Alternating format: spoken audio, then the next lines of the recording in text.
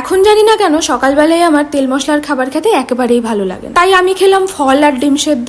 আর এখানে ডিম সেদ্ধ আমাদের 3 জনের জন্যই আছে। আর এদিকে ও খেলো ডাল পুরি। তাই সকালে আজকে আর কোনো কিছু খাবার বানায়নি। তাই আজকে তাড়াতাড়ি দুপুরে রান্না করতে চলে এলাম। আজকে দুপুরে বর রান্না করবে আর আমি এদিকে ঘরের কাজগুলো করবো। তারপরে খেলাম টক দই। আর টক দই vitamin A, vitamin B, vitamin C আরো অনেক উপকারিতা রয়েছে। আর তোমরাও যারা মা হতে চলেছো ডেইলি না খাও, সপ্তাহে 3 থেকে 4 দিন অবশ্যই খেও। ফ্লিপকার্ট থেকে আমি এই হেয়ার কার্লার অর্ডার করেছি। দামটা খুবই কম ছিল, 100 কত জন, এখন আমার দামটা মনে পড়ছে না। আমি ভাবলাম এত সস্তার জিনিস কেমন হবে, ফার্স্টে লাইটটা অন হচ্ছিল না, তারপরে দেখলাম সব ঠিকঠাক আছে। আর হেয়ারটাও দেখো সুন্দর কার্ল হয়ে গেছে। তো সবকিছু দেখলাম ভালোই, তো রিটার্ন করে নি, রেখে দিয়েছি। আর আজকে আমার খেতে ইচ্ছে হয়েছিল গরম গরম জিলেপি। আর তোমাদের সাথেও কি এটা হয়, কারো ভিডিও খাওয়ার ভিডিও দেখে তোমাদেরও সেটা খেতে ইচ্ছে করে? এদিকে সব জামা কাপড়গুলো শুকিয়ে গেছে, কিছু জামা কাপড় ভেজা আছে, শুকনোগুলো ভাঁজ করে রেখে দিলাম। আর ভেজাগুলো খাটের মধ্যে ফ্যান চালিয়ে এরকম করে ছড়িয়ে রাখ, কারণ এই ঘরে তো কেউ থাকেই না। আর আজকে রাতে না কোনো রান্না ছিল না, শুধু করেছি গরম গরম ভাত আর দুপুরের সব তরকারি ছিল, ছোট মাছের চচ্চড়ি আর ইলিশ ভাপা।